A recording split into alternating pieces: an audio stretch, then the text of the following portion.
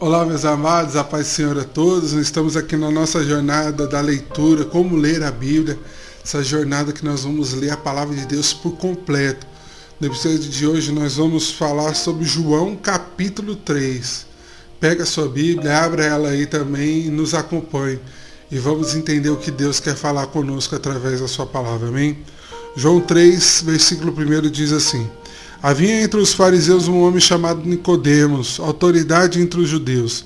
Ele foi reencontrar-se de noite com Jesus e disse: Mestre, sabemos que é mestre vindo de Deus, pois ninguém pode fazer os sinais que aquilo que você faz, e se Deus não estiver contigo.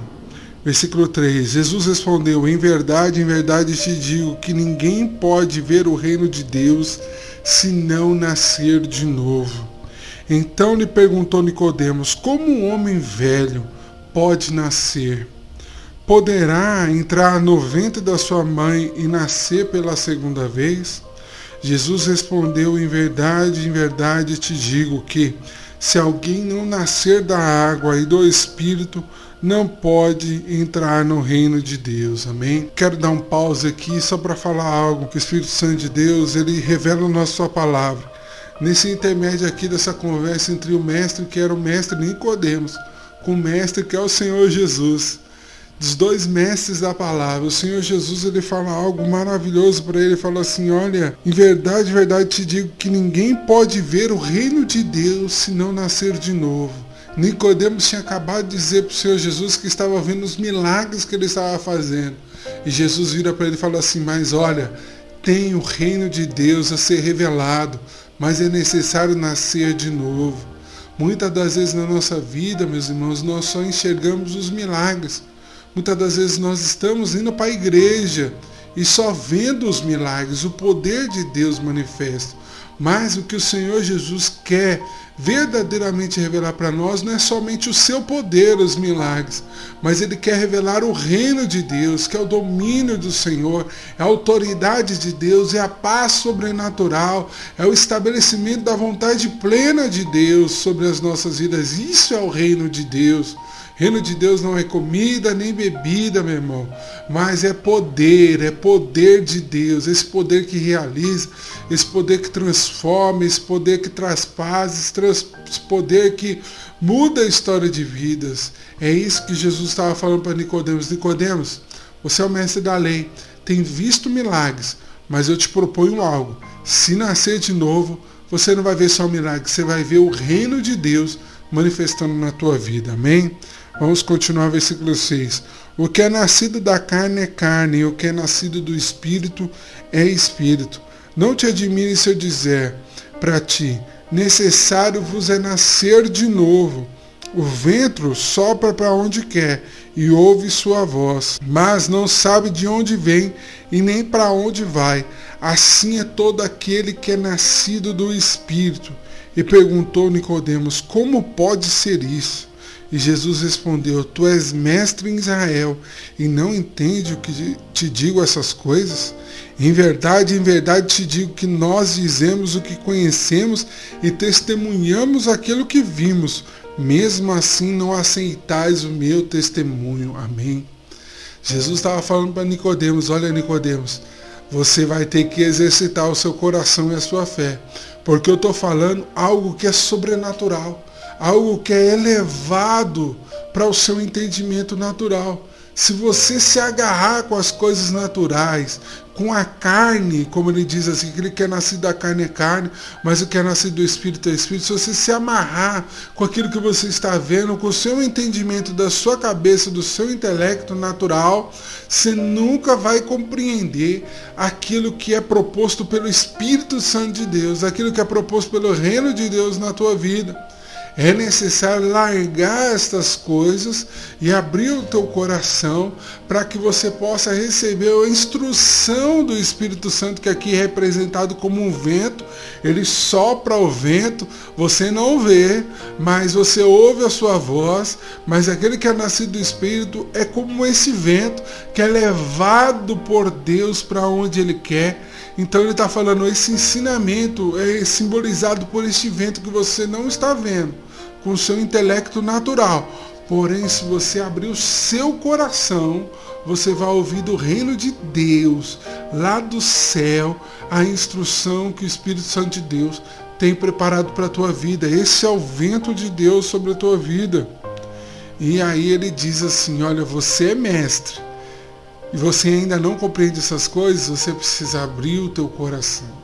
Para nós compreendermos essa palavra de Deus, não somente como uma coisa histórica, ou como eu ouvi ontem o rapaz na entrevista falando que tudo é metafórico na palavra de Deus, que os milagres foram metafóricos, se é uma metáfora, não é uma coisa que aconteceu de verdade, mas só um exemplo de vida. Se você olhar para Jesus somente como um mestre de exemplo de vida, mas não como um Senhor que veio trazer o reino, você vai perder muitas coisas que Deus tem preparado para a tua vida. Amém? Versículo 12. Se eu falar das coisas terrenas, não credes, mas se eu falar das coisas celestiais, ninguém subiu ao céu, senão aquele que de lá desceu, o Filho do Homem.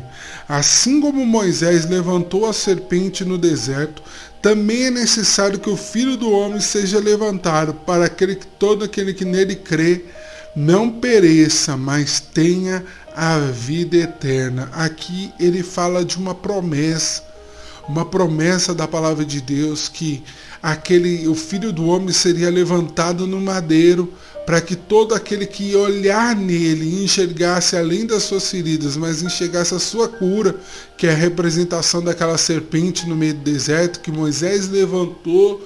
E aí acontece que todo aquele que olhava para a serpente desejando a cura era curado daquela enfermidade.